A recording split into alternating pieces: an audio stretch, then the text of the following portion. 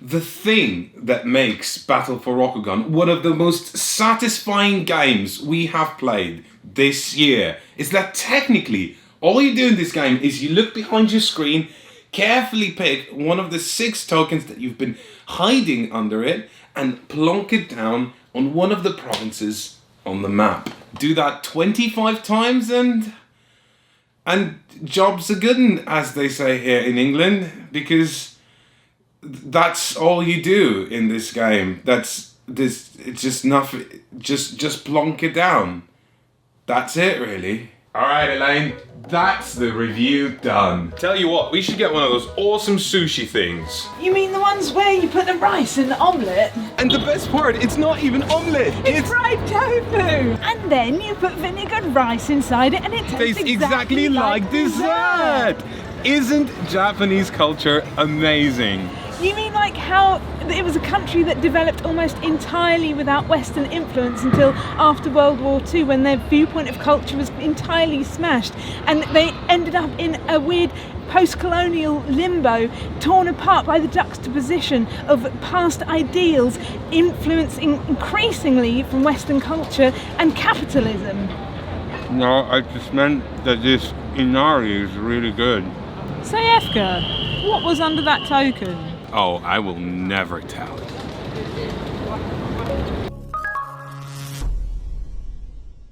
Do you know what? I will tell you what's under that token, but we have to make a little bit of a deal. I will tell you what is behind this token if, and only if, you listen to Elaine talk about board game box sizes for about a minute or so. You know, I don't really like advent calendars. They're big and stupid, and every time you open one, you get a naff chocolate or a rubbish toy and vast expanses of disappointment.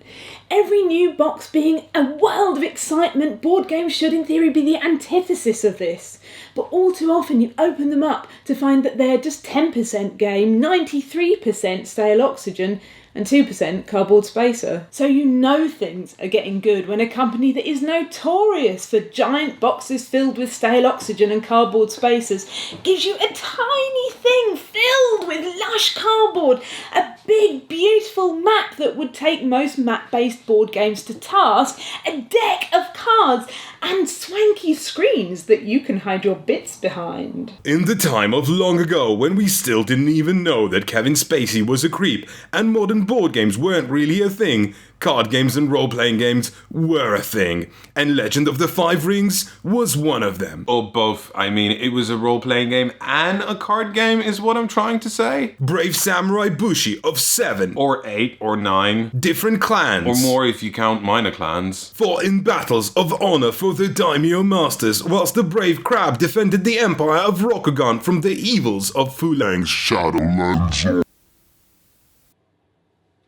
Sorry, the tape's cut off, so I'm just, 1 second, I'm just gonna...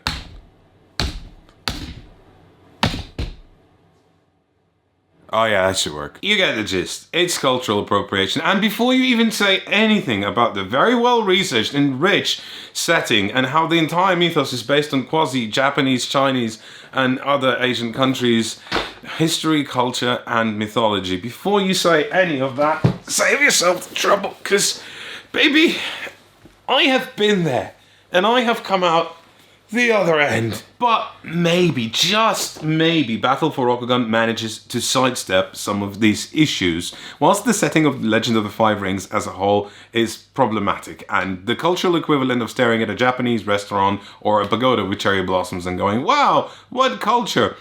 Battle for Rokugan eschews most of these issues by being fairly abstract. There is no more problematic whitewashed artwork. There aren't really any more peculiar naming conventions. It's just is what it is, and whether that's better or worse, we're gonna leave that up to you to decide, because we're not really an expert on the subject. And now that about 20% of you have dropped off, I should really tell you what's behind that token. But I'm not going to, not just yet, because you see, placing this token down, putting it right here, that is the beauty of Battle for Rokugan. Its excellence, its magnificence, the gentle bend of the index finger as you slide the shit towards its destination. That is the game's dirty little secret and what makes it one of the best games of this year. Are you sure about that, Efka? It's not even 5 years old. Nor is it on Board Game Geek's Top 100. It hasn't even been designed by Eric Lamb. Here's the deal. In Battle for Rokugan, you will play one of the 7 clans, such as the Crab, Crane, Pig, Cocker Spaniel, Unicorn, and Spaghetti, which are almost identical aside from a special power granted to them, a starting location, and a unique powerful token. Your goal is to have the most honor at the end of the game, which is just a convenient term for victory points, which can be acquired by controlling provinces with honor flowers, controlling complete territories, and fulfilling your super secret objective. What we immediately loved about Battle for Rokugan, and what makes it different from the Game of Thrones board game, which it wouldn't be entirely unfair to say this is a spiritual successor to, is the way that initially your provinces are distributed. Sure, if you're playing the Crane clan, then you will start fanning your diplomats in the Crane clan capital, but after that everyone in turn will start claiming other territories, and you're pretty much free to go anywhere. You don't have to stay within the Crane clan territory. You don't have to claim somewhere that's adjacent to somewhere you've already claimed. You could go and get somewhere on this wonderful island. You could go in the spooky Shadowlands. You don't even have to stay on the board. Actually, no, that last one isn't true at all. Which makes sense. If you start as the Unicorn clan, but your secret objective is to control coastal areas, then you're pretty stuffed if you have to charge across the entire country just to get a drink of water. And it makes each game feel like a new puzzle. Even if you play with the same clans and with the same players, chances are you'll feel like you're playing an entirely different game. And I know, we still haven't told you what's under that token, but first, we just have to explain how these tokens work, otherwise it won't make any sense, right? Battle for Rokugan is actually a very simple game. On your turn, you have to attack something or defend something. Let's say you're attacking with an army, which is the most basic token. If you're attacking, you place it on a border of a province adjacent to one of your provinces. Each border can only ever have one token, meaning if you want to attack someone with a concentrated force, you have to be clever about your angles. Equally, you can place an army token on your own province to defend it, and you can place as many tokens to defend as you like. After everyone's placed 5 tokens one at a time, the round ends and all the tokens get flipped over. If you manage to amass more numbers attacking a province, you win and take control of it. However, if the defender has more or ties with you, they keep the territory and increase its inherent defense bonus and honor value. To spice things up and keep it uncertain at all times, there is different kinds of tokens too, so your opponents are never sure of what is actually going on. First, you have the naval tokens, which can be placed on any coastal province as long as you're placing it on the coastal border, and you don't even have to be adjacent to it. Then you have the shinobi tokens, which are kind of like that, but even better because they can be placed absolutely anywhere in Rokugan, and they don't even take up a border slot. Then you have the blessing tokens, which can be placed face up on any army token you control, or naval or shinobi, and they beef that token up. And finally you have the raid and the peace tokens, which are just awesome because they remove an entire province out of the equation. And finally, there is that token that I did place at the start of this video. Oh my god, would you just flip that stupid token and tell us what it... See, what Elaine doesn't know is that I used my secret Unicorn Clan ability to swap 2 tokens places, and actually the token that I placed is right here. She's about to find that out. It's a bluff token, it's a stupid bluff token this whole time?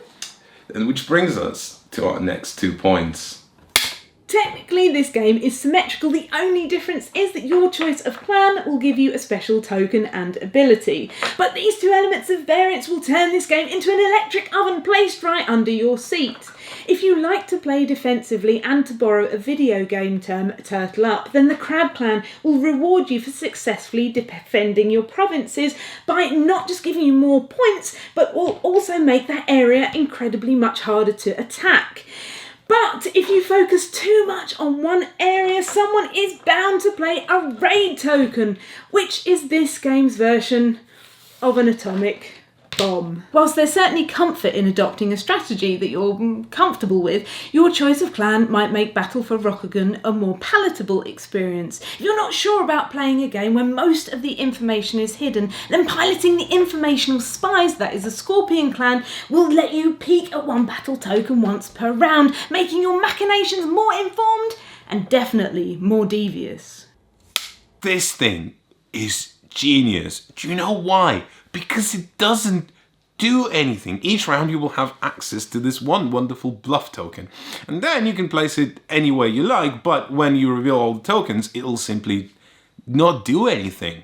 Theoretically. Practically, you can use it to save some more stronger tokens for a more important round, whilst simultaneously diverting your opponent's attention to what is effectively nothing. And that is but a piece of lint in a pocketful of knickknacks. You can actually start wars and rivalries with what is effectively about as effective as guff. Oh my god, Elaine, did you see that army? What? Where? Over there, just over there. Do you know what? I've seen the size of it, and you're a little bit, but do you know what? I bet you could definitely take it on. Just go. Here's the cool thing about Battle for Rokugan, right? The game technically lets you cheat. Whilst there's only one bluff token, technically any token can be a bluff token. It doesn't matter if you place an army token as if it was a shinobi, because when you reveal all the tokens, all that matters is that the ones that aren't illegally placed, they're just gonna get removed and not do anything. So you can cheat however much you like. Oh, why does it smell of guff? This game. You bet this game is mean. It's meaner than milkshake in a pickled egg, and I know. Why would you put milkshake in a perfectly good pickled egg? But unlike some games that are mean and are silly like Flux or Munchkin, this game gives you control. At the start, every player is given 3 cards, 2 scout cards and Shugenja. The scout cards will let you sneaky peek under a token, and the Shugenja will let you sneaky peek and then remove that token. Furthermore, if you control an entire territory at the end of a round, you will get that special territory card. In a game that is simple and based on static numbers, then any exception is going to be bonkers, and you bet these are bonkers. But the best twist that this game presents is that once you use a card, that's it, it's gone forever. You can only use it once per game. So they are like little treasures that you want to cradle, like you're Rob Muller and the card is Michael Flynn. And in the case of Shugenja and Scout cards, you can absolutely save them to that most important battle and make sure that you are the victor. But the territory cards, as soon as someone even takes a single province away from you, that card is gone. As my great Auntie Mabel used to say, use it or lose it, baby. You might end up with a card that doesn't do anything relevant for your specific situation. But aha! Here is where the magic happens. Even though the rule book doesn't say anything specific about non-binding promises or forming allegiances, we found that that was happening naturally throughout the course of the game. Playing a card that helps your opponent can be just as powerful, providing that they then promise not to attack your key territories. And besides, sometimes it can just be really funny. Imagine having a province that is well secured and landlocked, and then someone turns it into a harbour, which means that all the naval forces can now attack it. Okay, one final thing before I tell you what's under that token. Look, we clearly love this game, but after a good year of tearing games a new Stop, Efka, I've absolutely had enough of this. If you do not tell me and the audience what is under that token right now, I swear to all things Marmite, I'm going to get yeasty on you. Jeez, calm down, okay? I promise, and it's only fair, and you can sit here and all the way until they finish this scene, and then right after I finish this, and you'll be here, you'll be watching me, right? I just think it's fair that I tell people that, first of all, there's some luck issues in the game because you don't draw every single token every game, and you might be left without drawing your best ones, and that also, this game, much like last year's Inish, you just either get it or you don't, or how bad it is being the first player on the last round and how unfair because everyone saves up those Shugenja and Scouts cards and uses them on the last round, or that it is not so great with 2 or 3 players. Not bad, it's just that there are many better games out there for that player count. But, and as soon as I tell people that this box costs only £40, and at that price, everyone should just pretty much, right now, go.